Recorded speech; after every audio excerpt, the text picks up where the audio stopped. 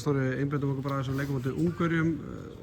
allt önnur skepna heldur en fyrstu 2 leikirnir. Já, hver leikur hefur bara sitt líf og en þú veist, einhverju leyti eru kannski Ungverjar og Pólverjar svona áþekkir, það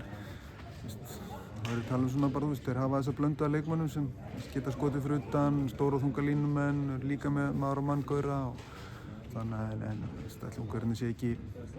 einungis aðeins ofar allavega og ég var bara von á mjög erfiðan leik. Varnarleikurinn í gær,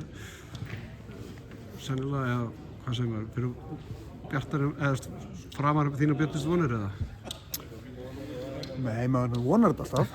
en maður kannski reiknar ekki alltaf með þessu, en mér fannst strákarnir bara frábæri varnarleik í gær og kannski fyrir utan kannski allra fyrstu mínúturnar í fyrri hálfleik, en svona þegar við einhvern veginn fundum taktinn þá leið mér allan mjög vel hvað það varðar og mér fannst við vera með svona tökin á svo þar og bara flottur leikur og við þurfum bara annað svoleiðis á morgun, engin spurning og einhvað bara meira, það eru meiri gæði, einstaklingsgæði í þessu ungverska liði þannig að bara það segir okkur að við þurfum aftur svona framistöðu og það er náttúrulega bara að gera vel sóknarlega og helst nýta færin betur, það væri svo gott. Ætlarðu að brydda einhverjum nýjungum sóknarlega á morgun? Við erum búin að brydda alveg upp á einhverju, þannig ég nú... Ég vil alltaf meira. Já, þú veist, ég er ekki að reyna að finna upp hjólið, sko, en þetta þarf alltaf bara að reyna að vera viðbúin öllu og vera að hafa svar við einhverju sem getur komið upp, en það er alveg hlutir annars sem við ætlum að sækja í og vonandi bara ganga þeir vel og ef ekki þá bara sjáum við hvað við gerum. Hver er staðan á Einari Þorsteini? Hann er bara allur að bragast, hann var svona eiginlega kominn á lappir en við ákveðum að halda honum bara frá þessari æfingu, hann lyfti sjálfur og æfi sjálfur í dag og þá myndi ég halda að hann væri leikfær á morgun og allan að standi myndi boða, við höfum alltaf bara að taka eins betur stöðuna kannski þegar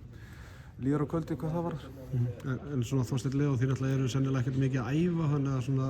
er þetta allt bara í gegnum einhverju sjúkraþjálfun og hvernig svona lítur þetta út? Hann náttúrulega æfir bara mikið sjálfur og við erum að pressa hann eins og við getum og það lítur vel út. Hann var í testum í dag svona sem snúa bæði okkur og svo Porto og það gekk bara mjög vel og æfir svona sjálfur svolítið í dag og ef planið gengur eftir þá erum við að æfa eftir við fáum hann að tekja þetta frí og æfum þá fyrir fyrsta leik í milliriðli og hann tekur þá bara þátt í henni og ef það gengur vel þá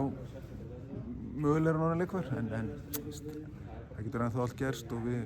öndum með nefinu, gleymið þið ekki, hann er ekki búinn að vera með okkur allan undirbúninginn og við erum búin að drilla ákveðna hluti og aðrir konur inn í þetta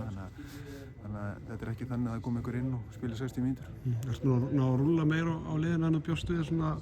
fyrir mót áður fyrir þessa fyrstu 2 leiki? Bara svona já og nei. Þetta vonast maður alltaf eftir í að geta svona dreift álaginu og en sumt hefur líka bara gerst